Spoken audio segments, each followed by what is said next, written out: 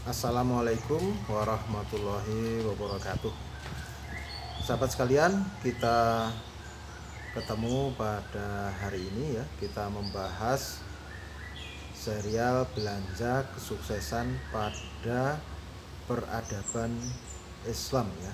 Dimana tema yang kita bahas kali ini adalah berkah dari ketika nilai C membawa berkah. Ketika nilai C membawa berkah. Nah, nanti saya juga akan kaitkan materi ini dengan pengalaman yang terjadi di dalam peradaban Islam memang dulu dalam peradaban Islam ada nilai C apa? Ya kasusnya nggak harus begitu ya, tapi ada sisi-sisi yang mirip yang bisa kita pelajari ya. Nah begini ya, kadang ya, orang ketika lulus gitu dapat nilai C gitu ya, IP-nya total di bawah 3, masih ada nilai C dalam jumlah yang agak banyak gitu ya, itu terkadang kan pesimis, terkadang kurang percaya diri untuk menjalani hari-hari berikutnya. Wah aku nanti ngelamar kerja gimana, susah dan lain-lain. Nah, tapi dalam pandangan orang yang sudah bekerja ya kira-kira 10 tahun sejak lulus kuliah, fakta yang terjadi nggak mesti persis dengan yang dibayangkan oleh anak-anak yang lulus dalam suasana yang kurang enjoy tadi, yang agak banyak nilai C-nya tadi ya. Nah, terkadang orang-orang yang sukses ketika kuliah ya, nilainya banyak A dan B-nya, ya, ketika kerja kadang-kadang malah kurang sukses gitu. Sebaliknya ada anak-anak ya, mahasiswa lulusan ya, nanti udah lulus nggak mau disebut mahasiswa lagi ya. Nah lulusan yang kurang terlalu bagus nilainya IP-nya di bawah 3 gitu. Tapi ternyata banyak yang sukses juga gitu. Bahkan yang tidak lulus kuliah pun ternyata yang nilainya bagus banyak gitu. Nilai bagus banyak. Kok nilainya bagus apa? Karirnya bagus itu juga tidak sedikit gitu. Nah, mengapa bisa terjadi seperti itu, di mana lulusan yang nilainya bagus 3, atau lebih dari 3,5 malah kadang karirnya kurang bagus, sementara yang nilainya kurang bagus ya di bawah 3, 2,75, 2,8 misalnya, tapi ketika kerja malah bagus. Karena begini ya, kadang-kadang terjadi suasana di mana orang-orang yang lulus dengan nilai agak banyak C-nya itu ketika mereka sudah kerja, mereka itu banyak melakukan hal-hal yang bagus, yang seandainya dinilai itu justru bisa jadi B atau malah A gitu. Itu contoh gini, orang merasa nggak terlalu pinter, merasa nggak pinter gitu. Nah sehingga gitu, ketika kerja ya, di bawah manajernya itu kalau diberitahu ya manut ya, memperhatikan, disuruh dijalani gitu. Nah, lama-lama dekat dengan manajernya. Nah dekat dengan manajernya ya, jadi tidak hanya sering dinasihati manajernya, tapi malah jadi tempat curhat manajernya. Wah, manajernya mengungkap masalah, oh selama ini begini-begini, oh harusnya begini-begini. Akhirnya idealisme manajer itu malah tersalur ke dirinya. Nah, lama-lama dia jadi asisten manajer, lama-lama dia jadi manajer wilayah, lama-lama dia jadi manajer umum juga. Ternyata kok malah bagus ya. Karena apa? Karena ya itu tadi, dia punya pengalaman yang baik, yang gara-gara dia menjadi orang yang merasa tidak cerdas sehingga mau mendengar, sikap mau mendengar gitu. Sikap taat menjalankan perintah. Nah itu seandainya dinilai barangkali malah nilainya A gitu. Nah, yang itu tidak ada di dalam kuliah gitu. Nah contoh lain ya, orang merasa tidak terlalu pinter di dalam kuliah gitu. Nah sehingga dia banyak ya mungkin diawali zaman kuliah ya, jadi dia tidak hanya fokus di kuliah tapi mungkin dia sibuk dengan kegiatan yang lain sambil jadi driver Gojek misalkan, sehingga dia punya pergaulan yang luas gitu. Lah begitu kerja, nah, dia jadi marketing yang baik, marketing yang baik ya, bergaul dengan banyak kalangan, ngomongnya jadi bagus, ngomongnya jadi lancar. Kalau kemudian mendapat keluhan dari pelanggan, dia juga mau mendengar, lama-lama ya jadi marketing yang handal.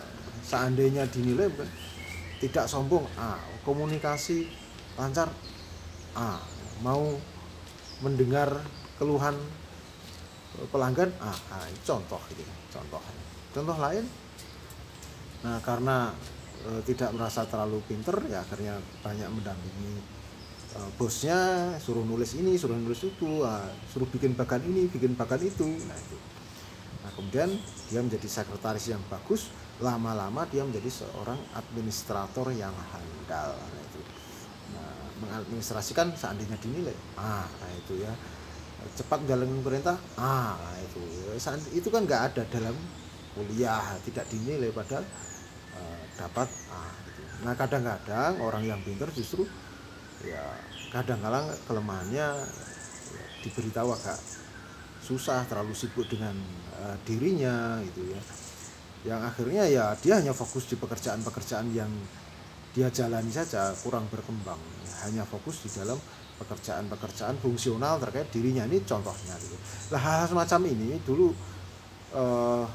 kalau kita lihat di dalam peradaban Islam ya, di mana peradaban Islam ini sebenarnya lebih lengkap ya, karena sifat multitalenta ya, sifat multitalenta atau pengembangan berbagai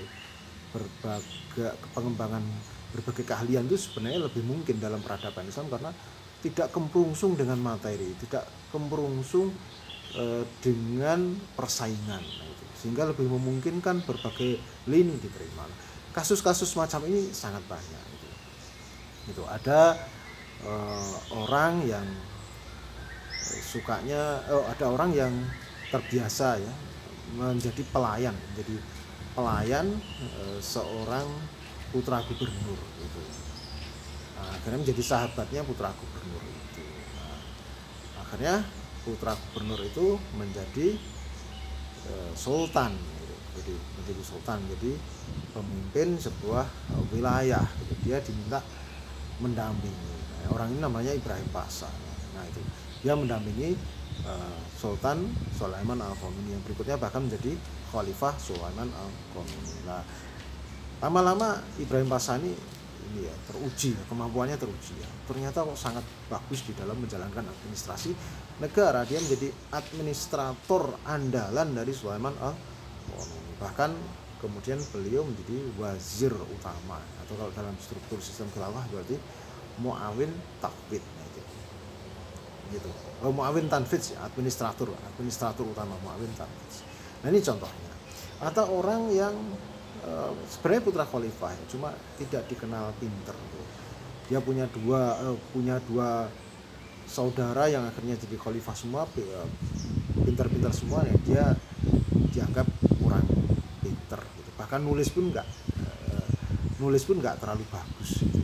Jadi bukan semata nulis, maksudnya terkait dengan pengetahuan bahasa Arab tidak terlalu bagus, bahasanya mungkin agak kacau, tapi dia akhirnya menjadi orang lapangan gitu. Dia orang lapangan bergaul dengan prajurit-prajurit yang dianggap strata rendah, prajurit-prajurit yang dibawa dari Turki yang dianggap strata rendah. Lama-lama dia ini kakaknya ya, sebagai khalifah, ini adikku kok ternyata bagus ya, suruh memimpin pasukan, suruh menghadapi musuh, ternyata berhasil. Ini orang lapangan yang sangat handal, yaitu adiknya Khalifah Abdullah Al-Ma'mun, putra dari Khalifah Harun Ar-Rasyid yang dikenal dengan Abu Ishaq, yang berikutnya kita kenal sebagai Khalifah Al-Mu'tasim Billah ya, khalifah yang langsung memimpin pasukannya sendiri, yang terkenal ya sangat menjaga wibawa dari khilafah Islam.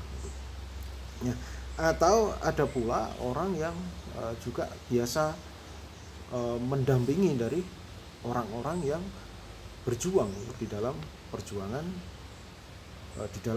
perjuangan Islam. Nah, kemudian dia dikenal cerdas walaupun dianggap wah ini cuma orang dari kalangan rakyat jelata dari Persia, dianggap kalangan yang ya rakyat kebanyakan lah, dari strata sosial dianggap rendah ya, tapi ternyata dia terbukti cerdas dan terbukti pintar ngomong, terbukti menjadi komunikator yang handal gitu. Sehingga berikutnya menjadi tangan kanan dari khalifah. Dia dikenal dengan Abu Muslim Al-Khurasani. Jadi contoh-contoh semacam ini banyak ya, kalau administrator handal yang berangkat dari bawah ya, contohnya tadi adalah Ibrahim Pasha, ya, kemudian kita mengenal ya, yang jago komunikasi adalah Abu Muslim Al-Khurasani. Nah, kemudian yang orang lapangan contohnya adalah tadi Khalifah Al-Qasim Billah gitu. Nah, contoh-contoh dalam hal ini dalam peradaban Islam banyak ya. Buat sahabat-sahabat yang wah nilaiku nggak terlalu bagus, jangan pesimis ya, jangan pesimis. Kita tidak tahu keadaan ke depan semacam apa. Nah, jangan hanya kemurungsung melihat ya, materi, melihat teman yang lain lebih moncer, jangan.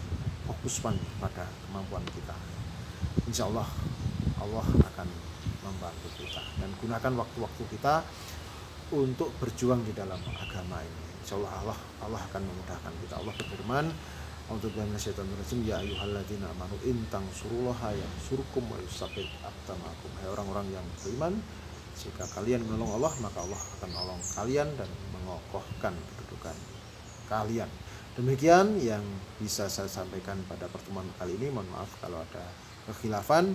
Saya akhiri. Wassalamualaikum warahmatullahi wabarakatuh.